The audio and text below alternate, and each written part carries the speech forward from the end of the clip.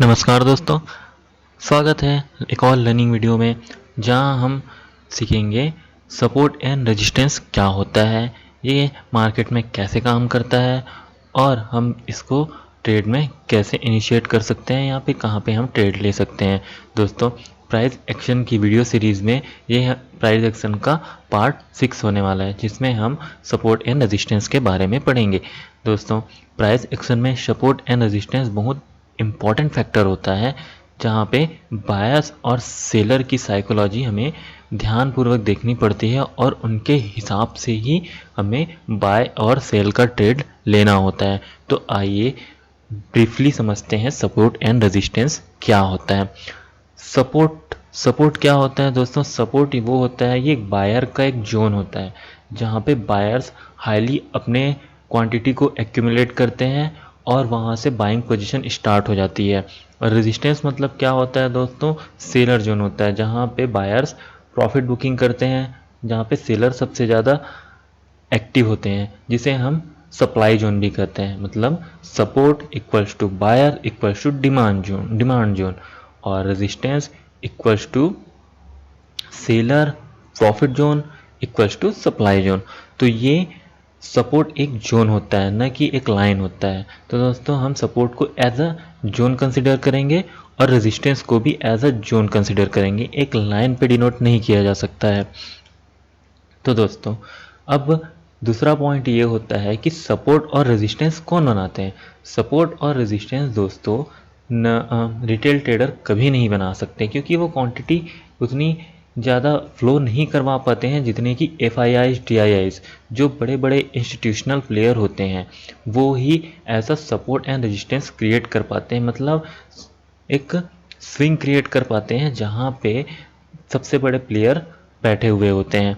तो ये बहुत इम्पोर्टेंट बात होती है कि सपोर्ट और रेजिस्टेंस एक इंस्टीट्यूशनल प्लेयर ही क्रिएट कर पाते हैं। तो हमें उनके साइकोलॉजी के हिसाब से ही अपना ट्रेड प्लान करना चाहिए कि कहाँ पे सपोर्ट हो सकता है और कहाँ पे रेजिस्टेंस हो सकता है। तो देखते हैं कि और क्या क्या हम लोग देखने को मिलते हैं। चलिए इसको एक फिगर से समझने की कोशिश करते हैं।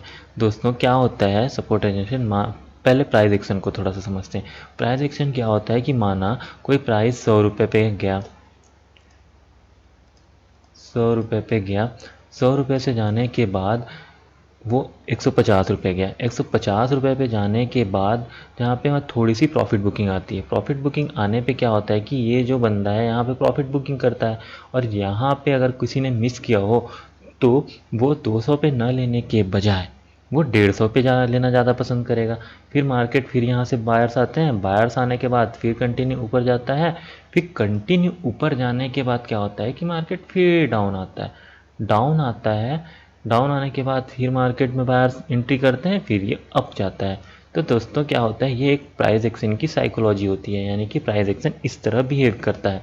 अब यहाँ पे हम सपोर्ट और रेजिस्टेंस देखने की कोशिश करते हैं। तो दोस्तों, क्या होता है कि यहाँ पे एक डिमांड जोन क्रिएट होता है, यानी कि बोला जाता है कि यहाँ पे बायर्स बहुत ज़्यादा एक्यूमुलेट हुए, यहाँ पे 100 रुपये उन्हें पसंद आया।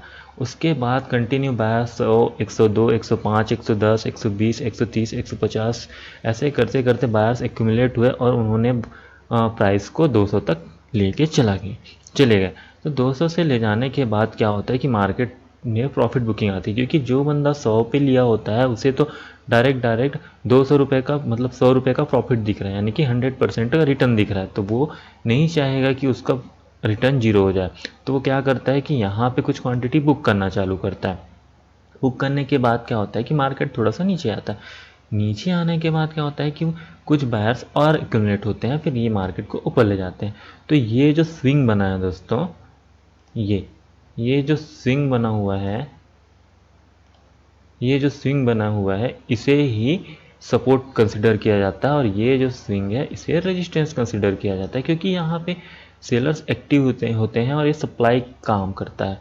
यहाँ से मार्केट थोड़ा नीचे गिरा, मतलब सप्लाई है, यहाँ पे और बायर एंट्री नहीं हुए, यहाँ पे सेलर्स एक्टिव हुए, तो ये एक सप्लाई जोन की तरह काम किया। और यहाँ पे बायर्स एक्टिव हुए तो ये सपोर्ट की तरह काम किया, और यहाँ से मार्केट ऊपर चलने लगा।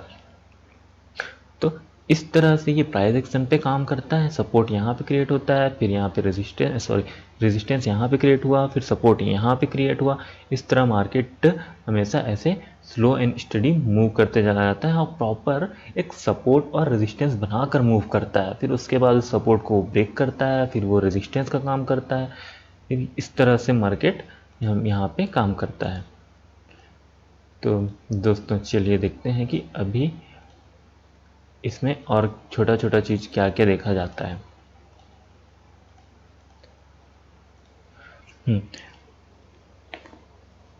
सपोर्ट एंड रेजिस्टेंस दोस्तों, अब मार्केट क्या हो गया है, अभी मार्केट में नए नए तरह के प्लेयर आ चुके हैं।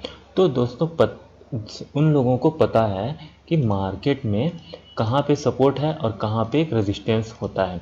तो चलिए दोस्तों थोड़ा इसको समझने की कोशिश करें कि कहाँ पे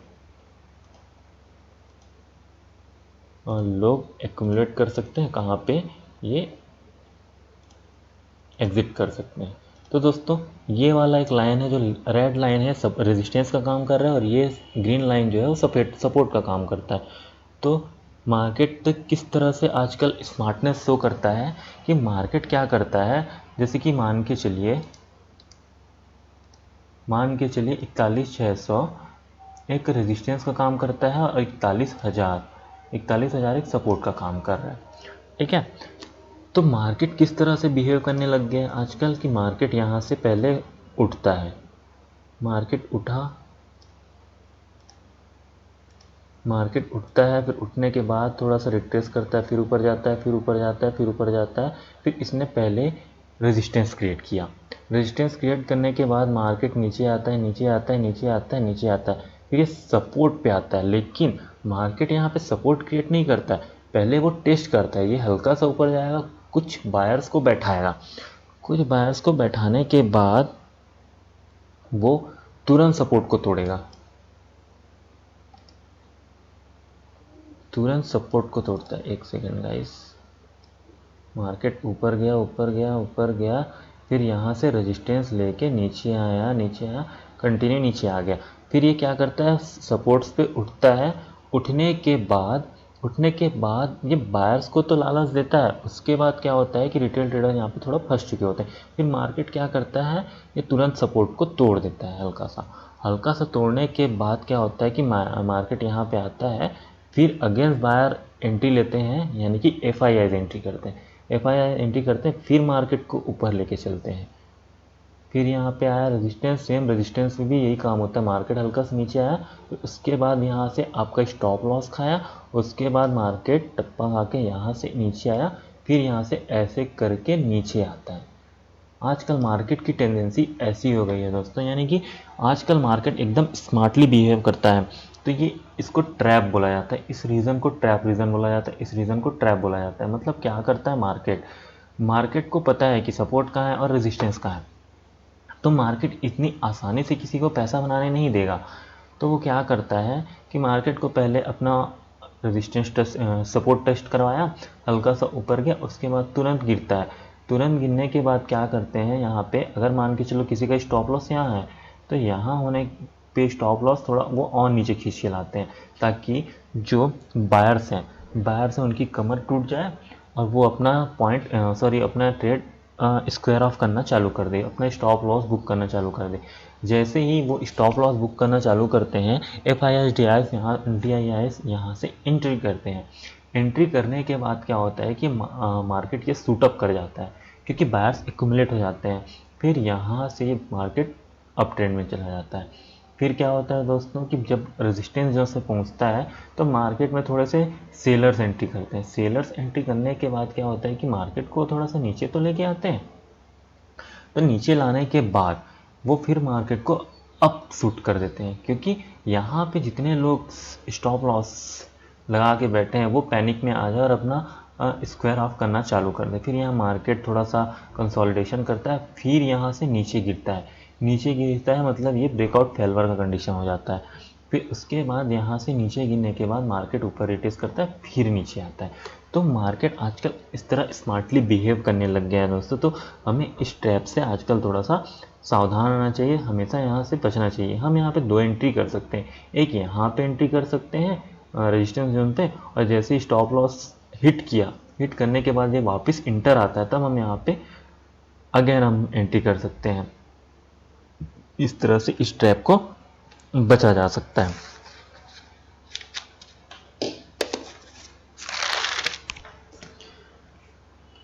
तो अब दोस्तों एक चीज़ ध्यान देने वाली बात है कि हम सपोर्ट एंड रेजिस्टेंस को कौन से टाइम फ्रेम पे देखें। तो दोस्तों ऐसा कोई फिक्स नहीं है कि support and resistance her time frame पर सही से वैसे ही काम करता है। जैसे कि हाँ, छोटे टाइम फ्रेम पे भी सेम काम करेगा, बड़े टाइम फ्रेम पे भी सेम काम करेगा। तो हम ये देखते हैं कि अगर हमको पोजिशनल लेना है, स्विंग लेना है, या मतलब अच्छे 3 महीने 5 महीने के लिए किसी स्टॉक को रखना है, तो हमें support and resistance daily time frame पर देखना चाहिए और वीकली टाइम फ्रेम पर देखना चाहिए। और अगर हमें इंट्राडे करना है तो इंट्राडे हमें 1 आवर और 15 मिनट के टाइम फ्रेम पर देखना चाहिए। तो इस तरह सपोर्ट एंड रेजिस्टेंस को ड्रॉ करना चाहिए। मतलब टाइम के हिसाब से, टाइम फ्रेम के हिसाब से, अगर आप लंबा जाना चाहते हैं तो आप डे में, वीक में सपोर्ट एंड रेजिस्टेंस ड्रॉ करें, और अगर आप इंटरडे खेलना चाहते हैं तो आप 1 आवर 15 मिनट, ये आपके लिए सफिशिएंट होता है। तो ये तो हो गया ये एक नॉर्मल लाइन का, मतलब ये फ्लैट हॉरिजॉन्टल बोल सकते हैं। और एक सपोर्ट एंड रेजिस्टेंस बनता है जो ट्रेंड लाइन पे बनता है, यानी कि मार्केट अप गया, मार्केट इस तरह अप जाता है, एक सेकेंड, मार्केट ये अप गया, ये नीचे आया, फिर यहाँ से अप गया, फिर ये नीचे आया, अप गया, फिर ये नीचे आया, ये इस तरह मार्केट जाता है। यानी कि higher low, higher high, higher low, higher high, higher low, higher high, इस तरह का पैटर्न बनाता है। और ये इस तरह से ये सपोर्ट बनाता है, यानी कि ये सपोर्ट लाइन हुआ। ये सपोर्ट लाइन हुआ, ये सपोर्ट लिया, यहाँ एक बार सपोर्ट लिया, यहाँ दूसरी बार सपोर्ट लिया, यहाँ तीसरी बार सपोर्ट लिया, यहाँ चौथी बार सपोर्ट लिया, उसके बाद ये गिर जाता है। इस तरह से ये, इसको ट्रेंड लाइन सपोर्ट बोलते हैं, इसको ट्रेंड लाइन सपोर्ट बोला जाता है। मतलब मार्केट इस तरह से अप मूव करना चालू करता है जब वो अप मूव में रहता है, उसी तरह से ये डाउन ट्रेंड में इसके अपोजिट चला जाता है। तो ये होता है ट्रेंड लाइन से सपोर्ट एंड रेजिस्टेंस बनाना।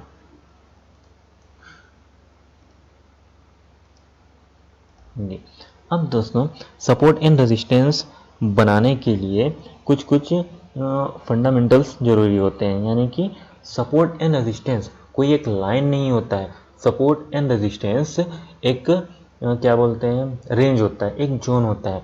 यानी कि उसी जोन में जितने भी विक्स हैं, कैंडल्स हैं, वो सब जितने भी आ रहे हैं उसको कंसिडर किया जाता है। यानी कि हम सपोर्ट एंड रेजिस्टेंस एक लाइन को कंसिडर नहीं करते, एक जोन को कंसिडर करते हैं। जैसे कि यहाँ पे 41,600 से 41,700 का बीच एक, ये एक जोन कंसिडर किया जाता है। ये एक रेजिस्टेंस जोन है मान के चलिए, ठीक है, ये एक रेजिस्टेंस जोन है और ये एक सपोर्ट जोन है। ये एक सपोर्ट जोन होगा। इस तरह से हम सपोर्ट एंड रेजिस्टेंस को ड्रॉ करेंगे। और दोस्तों चार्ट जितना अच्छा दिखे, एकदम होच पोच वाला नहीं करना है, चार्ट जितना अच्छा दिखे उतना ही बेटर होता है उसको ट्रेड करने के लिए। और हमेशा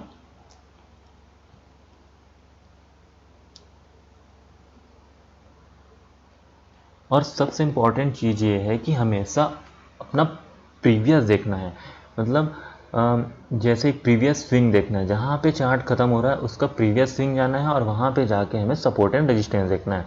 ठीक है दोस्तों, अब हम लोग देखेंगे कि मार्केट क्या है। एक और पॉइंट है दोस्तों, सपोर्ट एंड रेजिस्टेंस का एक अलग नियम, एक थोड़ा सा और नियम होता है कि वो कैसे ब्रेक होता है। तो आइए चलिए देखते हैं। जब सपोर्ट यहाँ से लेते हैं, मार्केट यहाँ पे सपोर्ट लिया, मार्केट ऊपर गया, मार्केट ऊपर गया, यहाँ पे रेजिस्टेंस लिया, रेजिस्टेंस लेने के बाद फिर से नीचे आया, नीचे आया, फिर यहाँ से ऊपर गया। ऊपर आने के बाद क्या होता है, मार्केट यहाँ पे थोड़ा होल्ड करता है और ये ब्रेक ले लेता है। अगर ब्रेक ले लेता है उसके बाद यहाँ पे रिटेस्ट करता है, तो ये सपोर्ट ब्रेक कहलाता है। सपोर्ट ब्रेक होने के बाद, जब इसमें रिटेस्ट करने आता है तब इसको हम लोग बाय करते हैं। ये फिर सॉरी, रेजिस्टेंस ब्रेक होने के बाद एक सपोर्ट की तरह काम करता है और मार्केट ऊपर चला जाता है।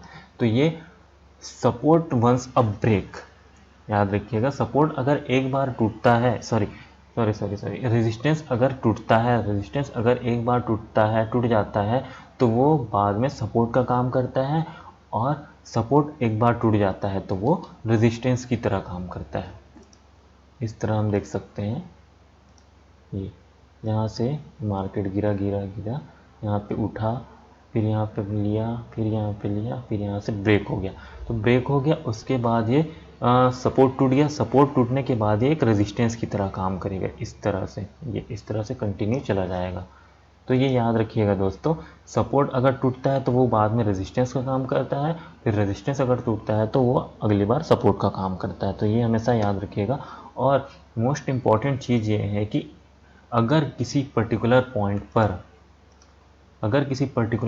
पर वो 2 से 3 बार टच कर रहा है, मैक्सिमम 3 बार अगर टच कर रहा है तो वो जोन वीक हो जाता है।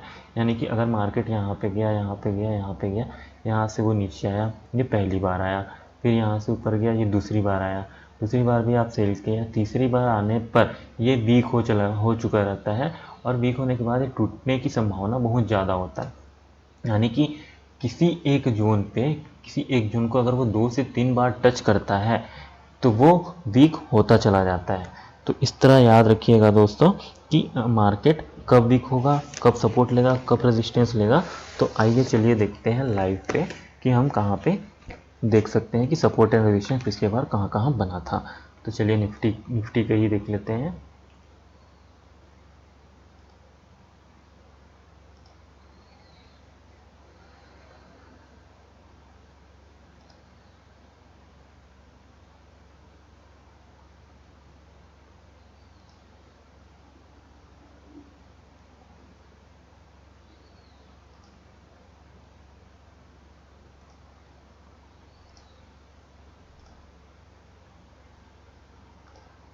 चलिए 15 मिनट के चार्ट फ्रेम पे रखते हैं इसको, यहाँ पे देखते हैं।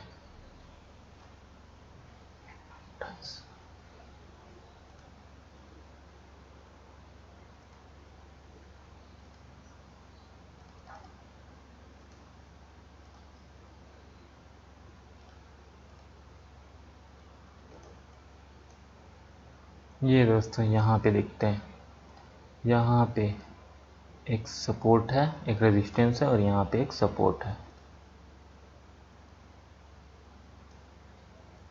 ये इस तरह से मार्केट में ड्रॉ होता है सपोर्ट एंड रेजिस्टेंस, ठीक है। चलिए देखते हैं। सबसे पहले हम इसको रेक्टेंगल से ड्रॉ करेंगे कि मार्केट कहाँ कहाँ पे सपोर्ट ले रहा है। ये सपोर्ट लाइन हुआ, ये रेजिस्टेंस क्रिएट हुआ, ये अब ये सपोर्ट लाइन होगा,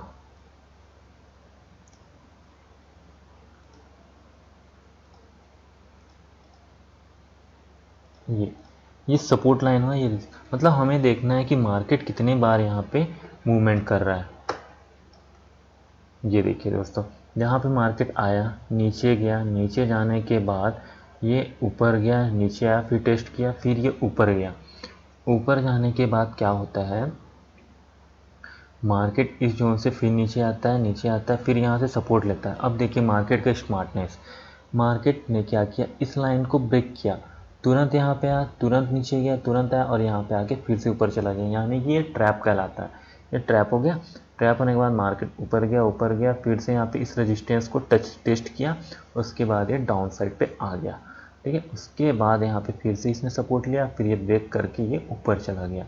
तो मार्केट इस टाइप से कंटिन्यू मूवमेंट करने लगा, ठीक है। ये हो गया पहला सपोर्ट एंड रेजिस्टेंस।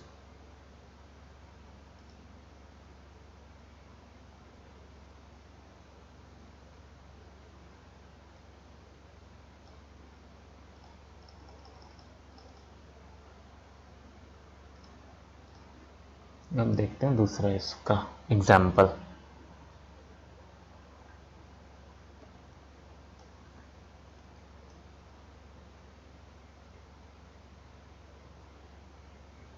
ये है एक दूसरा एग्जाम्पल दोस्तों। ये देखिए यहाँ पे एक सपोर्ट लाइन, एक रेजिस्टेंस लाइन क्लियर हुआ, और सॉरी एक रेजिस्टेंस लाइन क्लियर हुआ और यहाँ पे एक सपोर्ट लाइन बनता है,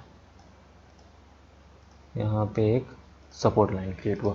यहाँ पे मार्केट प्रीवियस डे इसको कंसिडर किया जाए, यहाँ से ये यहाँ पे मार्केट प्रीवियस डे डाउन आता है, फिर यहाँ से सपोर्ट लेकर ऊपर चला जाता है, फिर यहाँ से फिर स्विंग बनाता है और डाउन नीचे खुलता है। नीचे खुलने के बाद यहाँ से फिर बायर्स एक्टिव होते हैं, फिर यहाँ से ऊपर ले गए मार्केट को, फिर यहाँ पे सेलिंग चालू होता है। सेलिंग आने के बाद फिर मार्केट नीचे आता है, फिर ये कंटिन्यू ब्रेक करके फिर चला जाता है। इस तरह से मार्केट में स्विंग बनता है, सपोर्ट एंड रेजिस्टेंस काम करता है। और देखते हैं दोस्तों,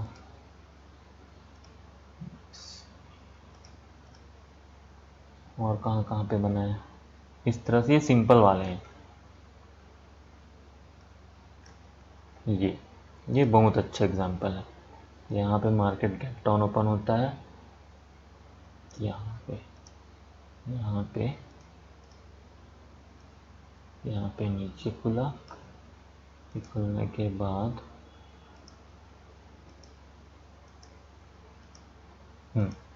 यहाँ पे देखिए ये एक जोन में फंसा हुआ है, यह एक जोन हुआ, यहाँ से मार्केट कंटिन्यू नीचे गिरा, यहाँ पे स्विंग बना हुआ है, मतलब यहाँ पे सेलर्स एक्टिव हैं।